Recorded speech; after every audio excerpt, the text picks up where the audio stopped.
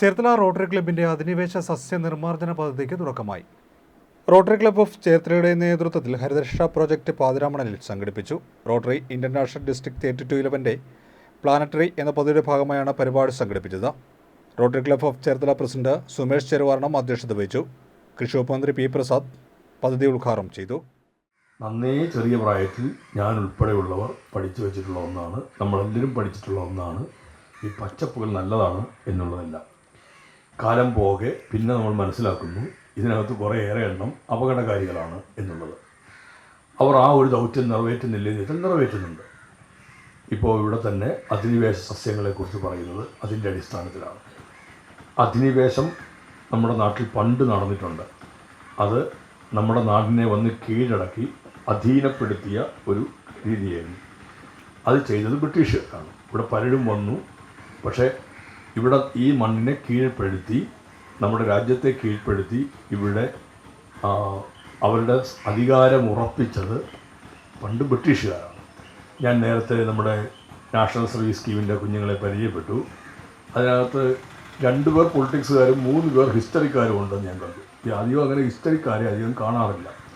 എല്ലാവരും മക്കളെ സയൻസ് പഠിക്കാനാണ് പ്രേരിപ്പിക്കുന്നത്.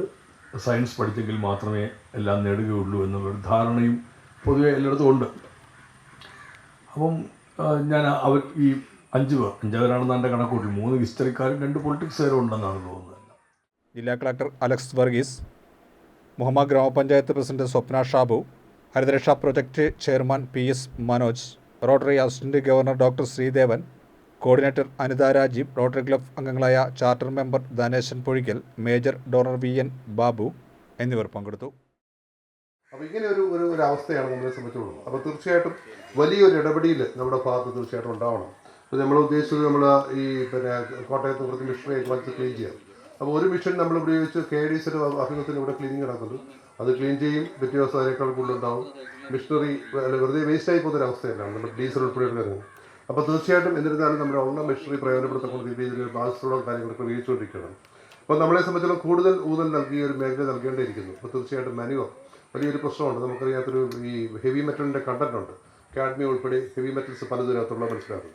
എന്നാൽ അതില്ലാത്ത സ്ഥലങ്ങളുണ്ട്. ഇതിനകത്തൊരു വലിയൊരു ഗുണമുള്ളത് എന്താണെന്ന് വെച്ചാൽ ഇതൊരു ബഹുമാനസാറൊക്കെ പറയും, ഇതൊരു നൈട്രജൻ ഫിക്സിങ് ഏജൻറ് കൂടാണ്. നമ്മുടെ ഭൂമിയിലേക്ക് നൈട്രജനെ ഫിക്സ് ചെയ്യാൻ സാധിക്കും.